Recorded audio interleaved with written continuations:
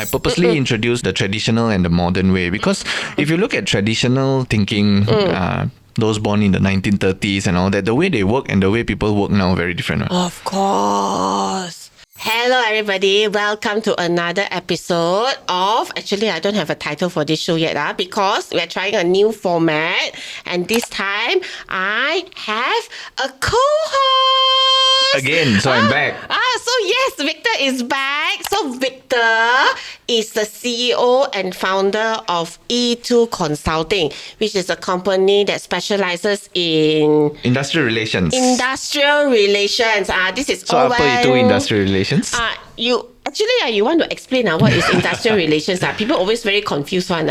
Last time when we used the term industrial relations and now the modern context different, Auntie. Yes. Because last time when we talk about industrial relations, it's all the fighting.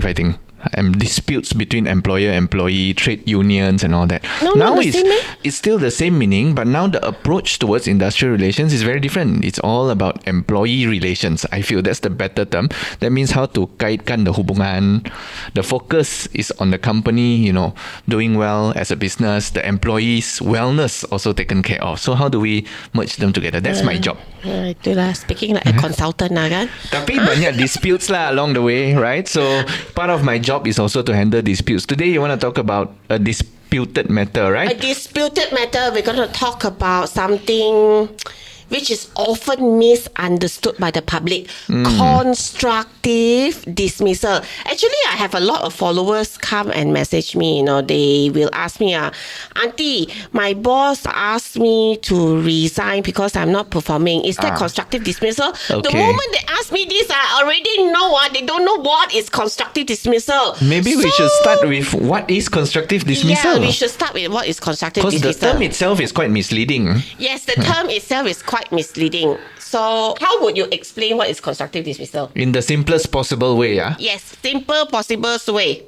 Want to terminate you, but did not terminate you, but show signs that want to terminate you. So, want to terminate you, but did not terminate you, but showed signs to terminate you. Correct. That's how I would define simplest terms lah. But of course, actually, I quite like your definition.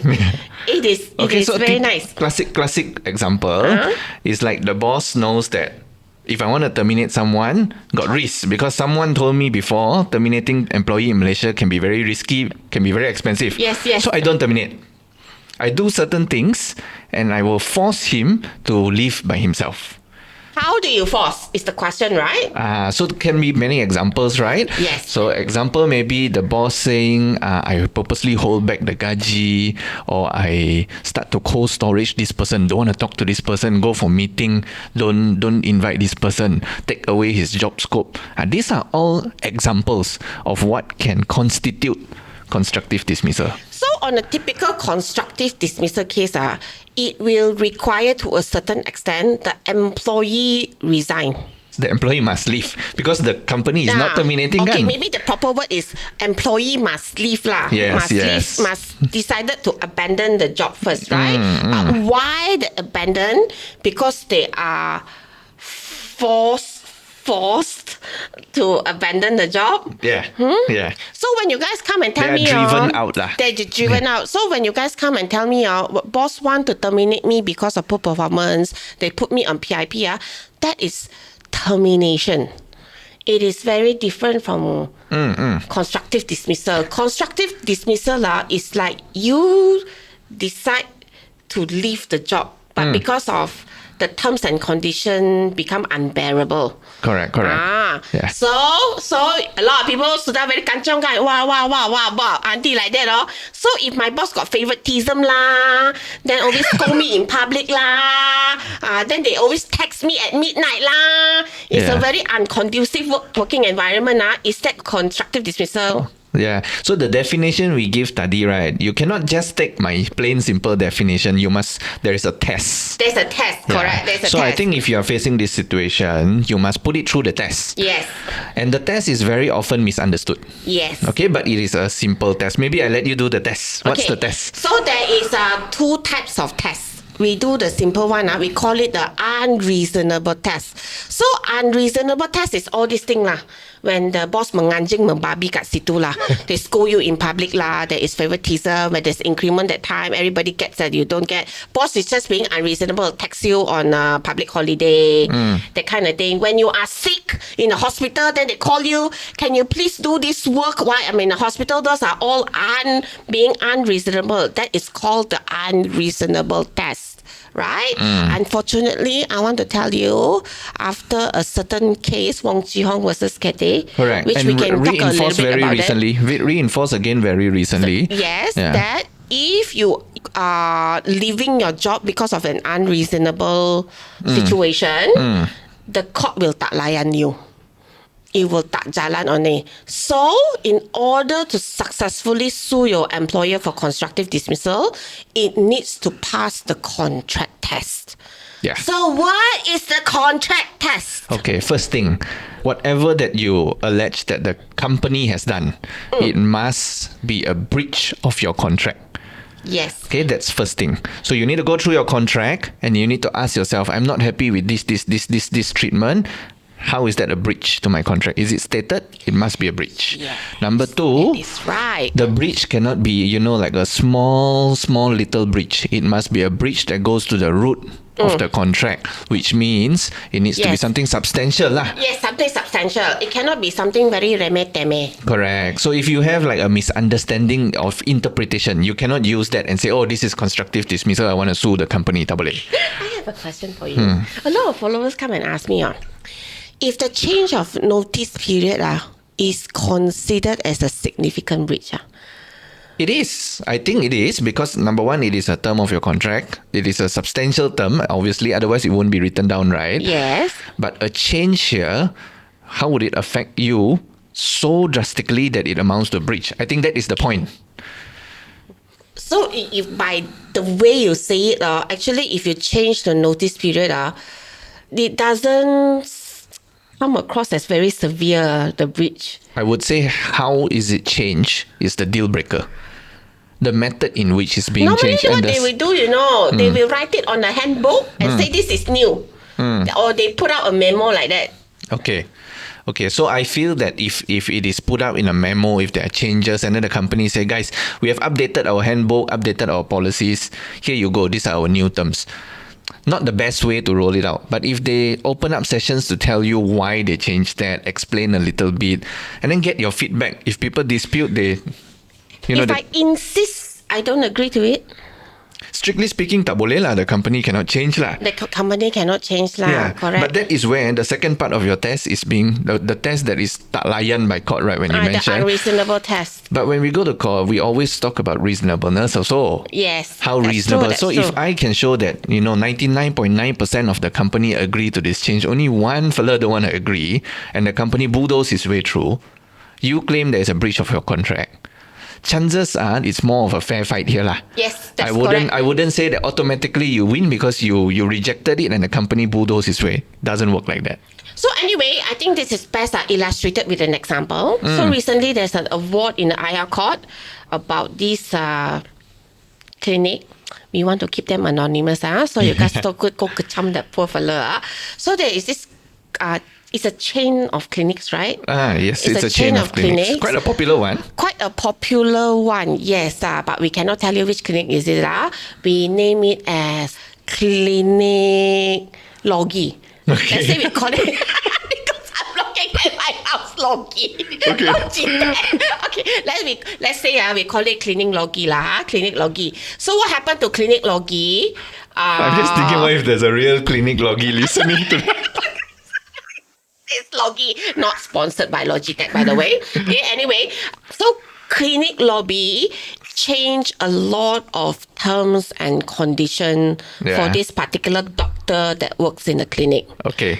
Right? So this clinic, this company they made like 10 changes. They breached 10 terms and condition in her contract, including sick leave, annual leave, don't pay salary on time, EPF and SOCSO don't pay on time.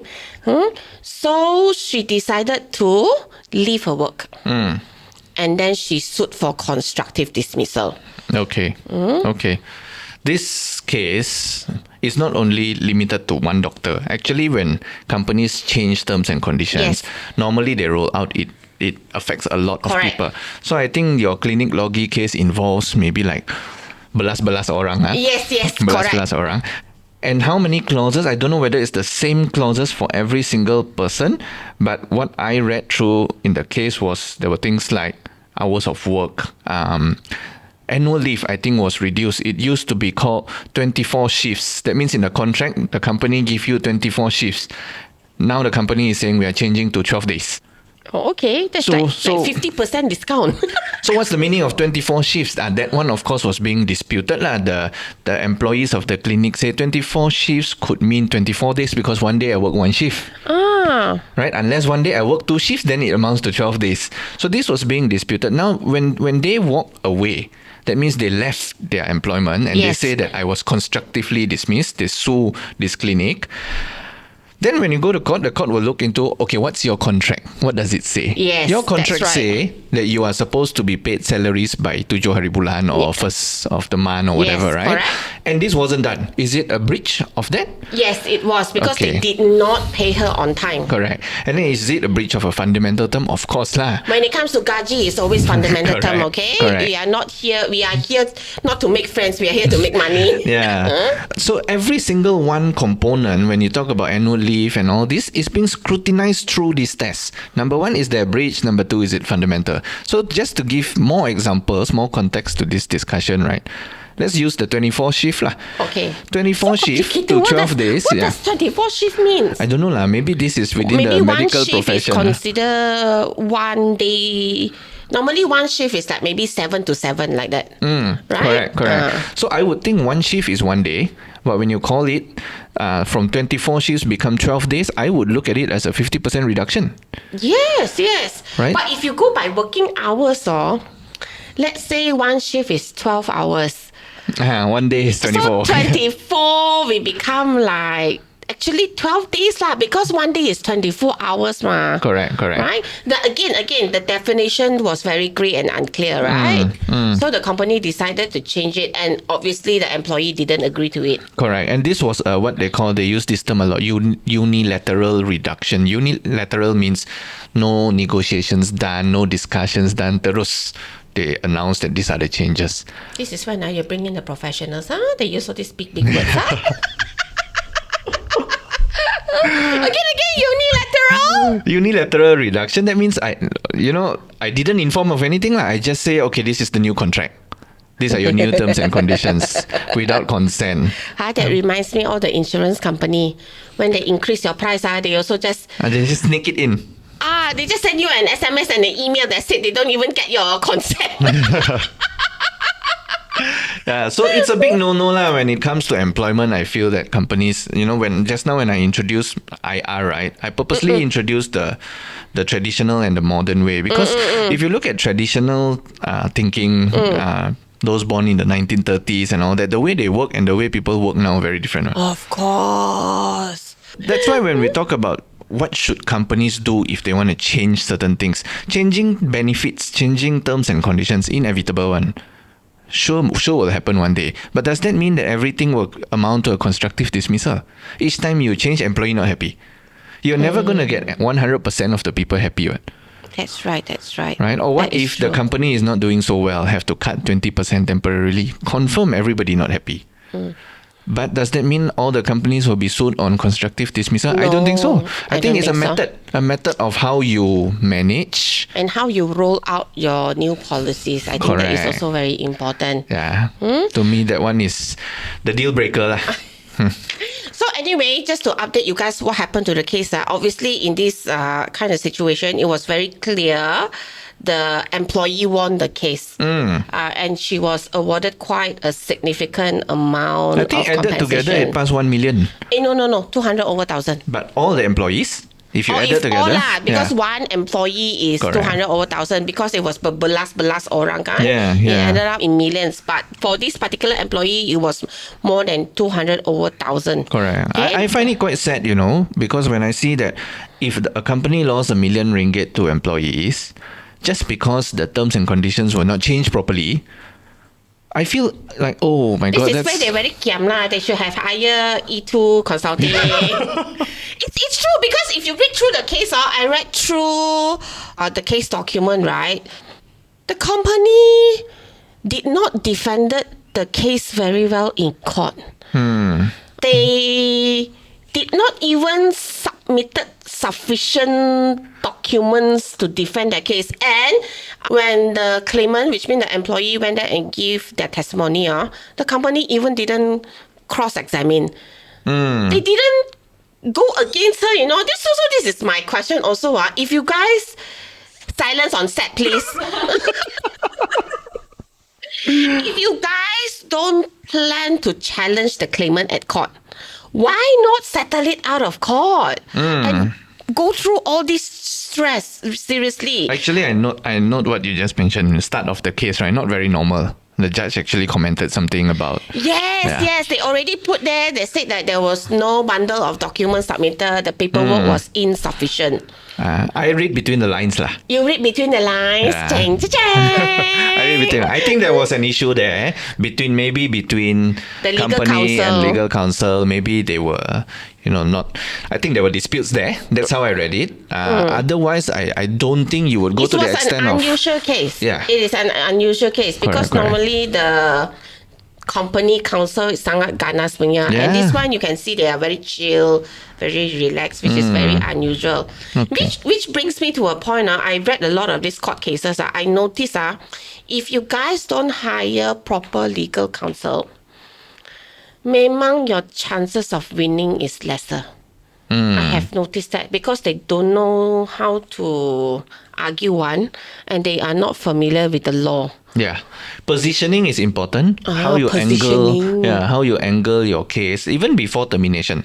I think the angling starts before termination. Like if this one is disputed, what kind of backup do we have? This is which direction are we going to go? You have maybe like 5 lawyers, right? You put 5 lawyers on the table. Everybody will tell you like, I get this case, but I think this is weak, this is weak, this is weak. But once they know the positioning as to why you did certain things, I'm sure as HR you would do certain things because you have a reason. Yes. Once they know your position, they will say, okay. Then they buy your story and they will fight accordingly. So for them to get that 100% understanding of why you did this, and then they defend your case for you, that's the most important, I feel. Moral of the story is please hire proper legal counsel. And also back to the CD, right? Yes. If we look at this case, there seems to be a monetary issue, maybe, I don't know, because Obviously, gaji, it's all about money. gaji not paid ma. So gaji not paid. Let's drop this situation. Let's talk about in reality. If there are companies, if you are working for a company that faces financial hardship, the boss tells you early that, I cannot pay salary next month because we are facing financial hardships. Of course, you have the option to think about, I'm going to resign, or I want to continue, try my luck with Or this the company. company can retrench. Or the company can take steps to do, maybe a pay cut, temporary pay cut, Oh, yes. or things like that. There are steps. So I think what I'm trying to say is there are things that the company can do, and there are things that the employee can do, but we don't need to go for constructive dismissal. This seems to be like relationship broken down. Of course. I think by the time they go to court, is memang sudah koyak rabak dah, the relationship. Yalah. Tak jadi. Anyway, I actually have AuntyHR focus group on my Instagram account. Then I have put up a prompt for people to ask about anything they want to know about constructive dismissal. So we are going to take some questions here. Okay? Now, this is this question. Is constructive dismissal and termination of contract related or different? Constructive dismissal? And termination of contract, are they related or different? They are same but not the same. In the sense where termination, you get a letter, somebody terminated you, right? Yes. Okay, so constructive dismissal, like we mentioned earlier, you as the employee, you must have left employment. Which means it's some sort of termination, but you self-terminate. Correct. And No termination letter. No termination In fact, letter. what's the normal way to do it is employees will write to the company and say that because you did A, B, C, D, E, I cannot tahan anymore. I consider myself constructively dismissed. That is the normal way. Can faham you all? Yeah. So when I say same but not so same, the same part is the effect is the same. That means whether you are terminated or whether you constructively dismissed, you can still file for unlawful dismissal. It's still dismissal at the IR department. Yeah, That's still considered as that's dismissal. Right. Okay. So next question. Auntie, is medical board out termination considered as unfair dismissal? Tak related dengan CD, but can answer. If it is done properly, medical board out is still a valid ground for termination. So I wouldn't categorize and say medical board out is wrong. Yes. Medical board I out agree. can, I totally agree with this one. Can be a ground for termination, but there are certain things quite complicated. We say for a separate session. I think this can be a good session, medically bought out. But there are things that you need to go through. You need to get doctor's report and all that, certify, then can medically bought out.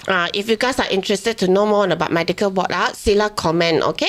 We will consider that, okay? Now, next question. 2 questions which is quite relatable. They ask, one ask, what is the time frame from being dismissed to reporting to the relevant authorities? And if we miss that time frame, how can we proceed? 60 hari, 60 days. 60 hari. Yeah. It's consecutive days, not 60 working days. From the day you are being terminated, that is considered as day 1. Yep. Until the day you go to report at Jabatan Perhubungan Perusahaan, JPP, Industrial Relations Department, is 60 days. So the question is, what happens if I go there on the 61st day? No chance. No chance. No chance. So that means you have passed the period, the permitted period. JPP will tell you that they won't take your case. They won't take your case. Yeah. But because we're talking about topic of CD today, that's why we are saying that 60 days JPP. If it's a JTK matter, it's 6 years, yeah? Oh, yes. Yeah, Sorry for another day. Yeah. So dismissal related 60 days. 1 day extra, not acceptable. Not acceptable, okay? So you guys need to be careful with your timelines, okay?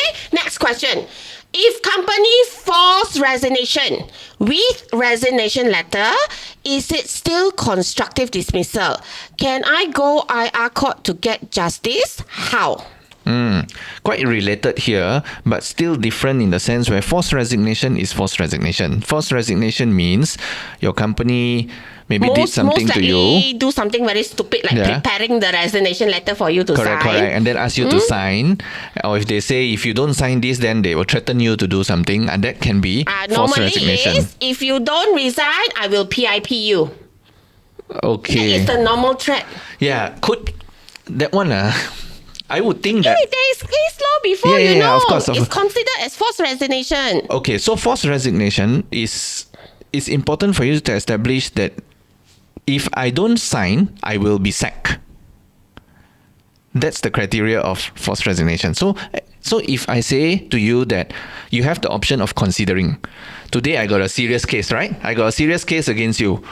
You committed... Macam lawyer. You committed sexual harassment, let's say.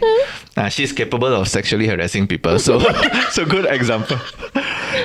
So I say I give you the option. You can choose to resign, or we will have to undergo disciplinary process, which means I may have to suspend you and things like that. But I don't know lah. We let the account decide for itself. I don't think that's forced resignation, guys. I think that's option. But if I say, Ling, if you don't sign this, here's the termination letter. Buang you sekarang. Your record will be bad. That is forced resignation. Okay, so forced resignation tak sama dengan CD in the sense where CD is you leave yourself. Yes, correct. Nobody forcing you to leave. It's you tak boleh tahan. Yes.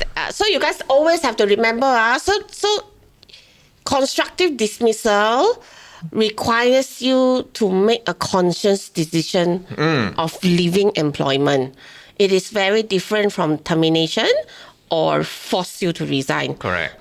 This is your decision that you made. But why you make it, that would make it whether you are successful in suing your employer or not for constructive dismissal. Yep. Okay? We're going to do a last one.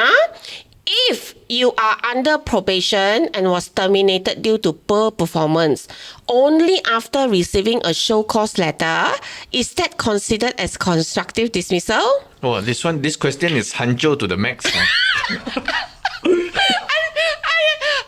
agree. You know why? because not a lot of people, they are very familiar with the law. That is why YouTube channels like us are so important to educate you properly. Okay. No, I didn't mean that as an insult. Okay. I know. It obviously this person is not very. This person, you must have undergone something, and you know, if you feel that. Whatever that I mentioned in the Hancho, right? The question I'm talking about your company, you know, because your company,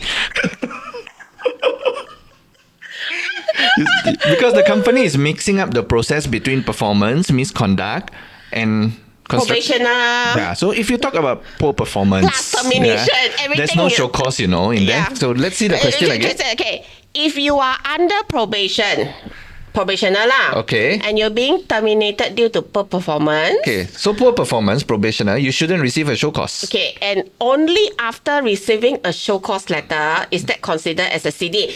I can agak think what it is. The person was not performing well and they show cause him for it. Which is not the right due process. Okay. So issue number 1, not the right process. Issue number 2, is that considered CD? Answer is no, that's considered dismissal because you sudah kena buang. You sudah kena buang. It's not you voluntarily. Correct. Not to say voluntarily. It's not you make a conscious decision leaving. Correct. Your so role. let's say that you haven't kena buang. You are still working as a probationer. Then you kena the show cause, you kena pressure. Then suddenly the company is doing more and more like don't want to pay your salary, remove your benefits. They say if you don't hit your target, then we will remove this and this and this. Yes. So all that, you are still in employment. All that can amount to a case of constructive dismissal. Yes, that's but correct. Once you get the letter, then you can just file a dismissal claim. Okay, before we close the session, from my experience, sometimes when employer do one thing wrong, it's not enough to sue for constructive dismissal. The intention is important. The intention is very important. Yeah. And then for constructive dismissal, there is one thing you guys have to remember that is very important is the burden of proof. The burden of proof lies on the employee. You want to explain apa tu burden of proof?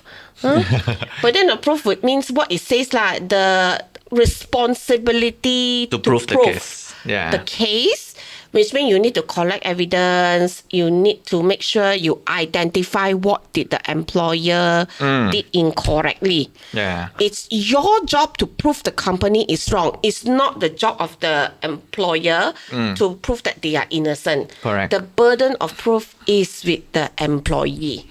For constructive dismissal, and forced resignation, these 2 types of cases. Forced resignation also? Yeah. Okay. These 2 types of cases. So the beban bukti lah, in other words. The beban bukti is with the employee itself lah. That is all it is. Now, constructive dismissal is a very complicated subject. Yeah. I think this, my if I were to sum it up for everyone, right? Complicated, yes. Normally involves a major breach. Normally involves singling out certain individuals, like cold storage. Yeah. So, but has to be. I feel that you must apply the context lah. So one very good example I can give you. Let's say we got 2 companies merged together. The manager of this company drives a Toyota Camry. The manager of this company drives a Volvo. After merging together, this guy tak shock. He said that we are same level, but car Why different. you got Volvo, I got Camry lah? Yeah, so does that amount to a breach or not? No, I don't think it's an amount of breach because it's legacy ma. Correct. So it's very dangerous for people to use their emotional context, put it into place and say, I'm not happy because it's unfair. And unfairness cannot amount to constructive dismissal. Yes, because the court will not consider any unreasonable Correct. test. Yeah.